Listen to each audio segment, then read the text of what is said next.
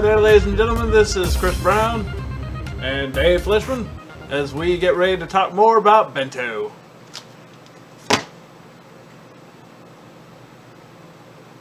Come on, man. I know you got something. This animal's stupid. Anime is stupid. Well, you're talking about a hammer that, like, takes tropes and, like, throws it in your face. Holy cow. It's all like, let's put in 300 yen worth of action and comedy and 200 yen of sexual tension. What's this? Misunderstanding? Boom! 1,000 yen. Yeah, so we go through the episodes 5 through 8. These 4 episodes are miscellaneous episodes of pretty much just... Well, 6 and 7 are, I'm sorry, 5 and 6 are a story in themselves. 7 is, let's go to the water park.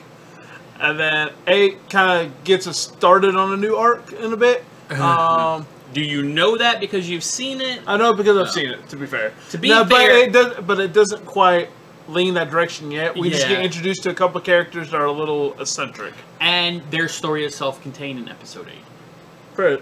If not knowing there's an episode 9 or what's going on, yeah, I walk away from 8 going, okay, that story's done.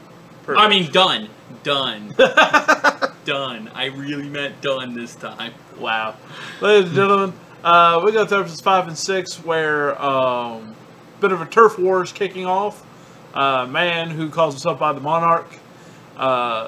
If he can call himself a man at all. Has decided he's going to attack the West as a guise to trying to be He wants to beat up a 16-year-old girl. Yeah, he does, but his whole goal is wants to be the strongest. And the only way to do that is to beat up what one could consider the strongest in the West Side, the Ice Witch. And, of course, to no avail, didn't quite get the job done. Because she's got true friends. Exactly. Those 2 episodes always seemed very soap opera-ish. Because they seemed what? Very soap opera-ish. Soap opera-ish, yeah. Because 3 of the characters were friends in their olden days, and they kind of... Yeah, they're part of the backstory, and one of them became the god of discounts. Yeah, and so now there's like this huge, weird soap opera bit, and I thought it was kind of funny, but... eh. If it had been its own story in its own right, like if they had just went episode 6, the flashback episode, might have been fun. Yeah. But sprinkled in here, yeah, it was dumb. It was just kind of weird. And then we go to episode 7 where we get our trope of tropes, where we either get a bathhouse scene or the beach or pool area. We get the pool. So we get all the ladies in the bikinis. And of course our main character has now got his nickname, sorts, for being part of the Wolves. He's known as the Pervert. Aptly named, really. To a degree. Now, granted, there's a lot of misunderstanding throughout the entire series. I mean, the character does kind of play up this whole I like chicks and, oh wow, I hear things through the wall and I want to see through the wall, and they play it up for comedy, but everyone else is treating him as a certain way that I think is very unfounded, but it's doing so for the comedy. Yes. And, pretty much as you can think of this as another... Oh, wait, this place is run by one of the... Part of the convenience store chains. So they still do the whole we battle for discount food. So 1 hour before the park closes, all snacks are half off. Except this time, instead of them just being in regular refrigerated area or wherever they're being placed, they're in domes that are being floated into the pool. Giant gotcha balls. Yep. So now they're fighting in the pool, which creates a little more unpredictability of who's going to get what. Of course, this is the one episode where we get almost every character possible in this episode. That's what makes some of these dumb, is that they're like, ensemble cast of all the characters, let's put them in bathing suits. Yeah, and those is like, that's why I said this is like a very tropey show, as we get our... To be fair, for all the fan service that this episode kind of supposed to be, they don't rely on that. No. They now don't really stray from their bit. I don't like their bit. Do you like the bit of fighting for the bento boxes? I do. I think it's funny. But that's the point. Yeah. It is that. It's just that at the water park in bikinis for a few minutes. And that's it. But it doesn't change. Like, nothing changes about the characters. Right. Everything just kind of goes the way it was. The ice witch is still serious. The beauty by the lake is still teasing. What's Oshiro? Oshiro, yeah. Yeah, Oshiro's still writing stuff. Still whatever, kind of... nothing really changes. It's just that now we're fighting in water. So I do give it credit for that. I mean, that is a big props. It stays true to itself and doesn't, even when pandering a little bit, doesn't forget itself. Then we get to episode 8, where we get introduced to twins. Weirdo twins. You know, because trope number 11. I know, right? They go to the school that's in the east sector, and now we don't know much about them except for one of them can't do similes to save her life. And well, she seems to be bubbly and excitable and the more popular of the two because she's the student president. Yeah. Her sister is the vice president, the serious one, the eye on the prize. Correct. The only thing that seems weird is they kind of act kind of weird and sensual, like pretty much through this entire episode over the ice witch. Well, the one does, the other one's just doing it to help her sister. And it's kind of like, why? And so... Because she saw her on the street. Thought she was cool. And share a moment. She just wants that moment. And then up until...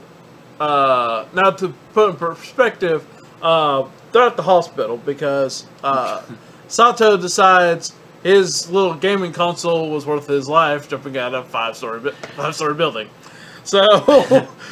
Maybe you've noticed in the last few episodes, but we've tried very hard to keep our synopsises vague. Yeah, more than they used to be. But this does require a little explanation. Why? And so... The Ice Witch is losing at video games to everybody. So she gets up calmly and chucks the damn thing out the window. At which Sato plainly jumps out the window to catch it. And in classic Warner Brother cartoons, he pauses in the air and realizes his doom. But with a Japanese twist. Here's his own haiku. It comes up on the screen, written down from right to left, and before he actually finishes, he's already on the way down. He reads it out loud. Now, we watched it in English, but still, that was just beautiful. It's just fun. That if there was something out of this series that was absolutely just hilarious, it was that. And yeah, I mean, if you watch these episodes and think, man, I don't want to watch Bento, watch episode 8. Yes. It's a full self-contained story. You already know things are wacky. Trust us. So, at this point, he's in the hospital wrapped up like a mummy after some, I'm sure some serious injuries. And the twins... It's only a 5-story window. I know, right? And the twins are going there because they know the Ice Witch is at the hospital. Now... They think she's the patient. You can probably figure out where this is going. Hilarity ensues. So, and cosplaying as nurses. Exactly. And from that point on, the trope of our main character being the pervert still stays true to this day. Not to his own volition. That was kind of... Like, almost none of these are really his... But a lot of things really aren't his fault. Well, the thing that really triggered him getting the name, not his fault. Nope. This scene, he could have stayed in his room. Yeah. And so I'm blaming him. That's what I said. I never understood, like, why did you run after her? Why would it matter? I've got to explain things to you. Why don't you put pants on first, bro? That's what I would have done. I was like, so I was unsure. I would have laid there and been like, she unwrapped me. I don't know what happened. This is kind of weird. It would have been time for another haiku. I know, right? Flittering dreams in the night. But by the end of episode 8, oddly enough, we watched the twins back in their school uniforms, walking out of the supermarket with bentos in hand. And the beauty by the lake kind of turns and goes, wait, I don't understand. Why are they here? Turns around and realizes everyone's been knocked out. And she has no idea what happened. And that's as far as we go. But she's putting it together. Very slowly. So with that, we're gonna go ahead and hit to our. Actually, I do have one question. Before we get to scoring, I have a question for you. Me? Yes. Me? Throughout the episodes, at least through episodes 5 and 6, you kind of gave me these looks of like, what the hell? That's because it's so dumb to me. I understand, but I have to figure out of these 4 episodes, where did the dumb truly hit rock bottom? The first 2 episodes to me were just... They weren't funny to me. They were generic cookie cutter anime things. Is it because I've watched a lot of anime? I don't know. If it's because I'm older than the market that this is designed for, I don't know. But at the same time, there's sometimes, like we said about episode 8. Yeah. Episode 8 was fresh, weird, funny. It took, again, we are this anime. And now we're going to be this anime over here in a hospital. And now we're going to be this anime in a water park. Yeah. We're going to be... It's like the generic this anime I'm not a big fan of. But when they take that weirdness and put it in real world situations, it is kind of funny. Well, at least we got something out of that. So, alright. So we go back to our scoring system once again. Wow! As I do give the visuals a 2. Because, like I said, what you're looking at on TV is exactly what you're going to get out of it. I mean, they don't pull any punches. It's literally, hey, there's half-price bento. Guy goes behind the door, and let's get to commence action. Let's get ready to rumble. Would you hand me another marker? I think mine Yeah, died. there you go. Thank you. And not much else you can really say about that. I mean, it just works. It just works. As we head to the audio, I still think it's not quite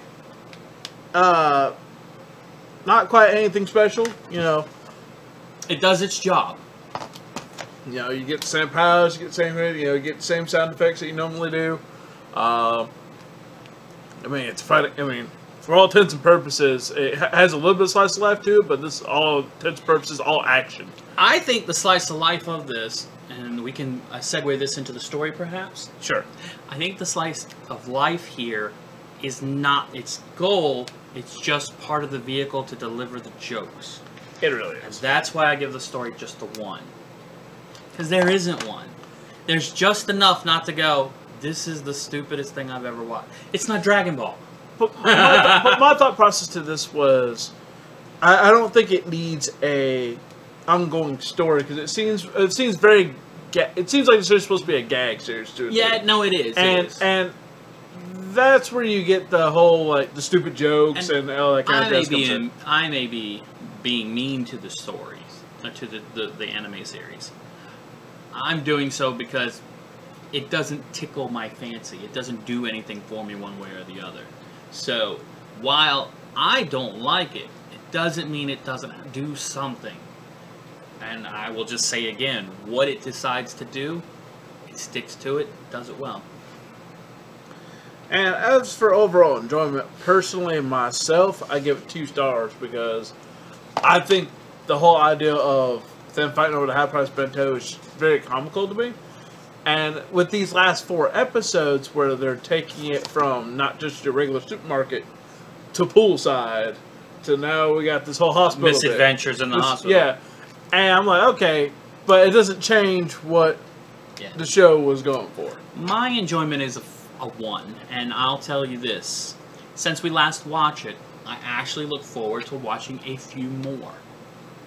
I don't think I would enjoy watching this in a binge session. But if this was coming out once a week, it would be just enough to gather my attention and enough for me to tune in and go, let's see what dumb things happen next. Exactly. So I'm giving Bento 5 through 8 a 5. I'm giving it a 6. So I think the series is at a point where, knowing that the series has become a short series, that we're getting to the point where we're either going to get something really, really cool at the end, or we're going to get something really bomb at the end. I'm betting it's going to be just like episode 12. Things keep going the way they've been. To a degree. And I feel sad for the main character. You know, he has this love for, the Ice Queen. The gray-haired girl? Yeah, the Ice Queen, and it just doesn't seem to be going anywhere. I feel sad for him. It's because he hasn't been forthright and honest. True. If he just told her his feelings, none of this would have happened. Something tells me it would. Ladies and gentlemen, I'm Chris. That's Dave. We'll see you next time. It's Star and away!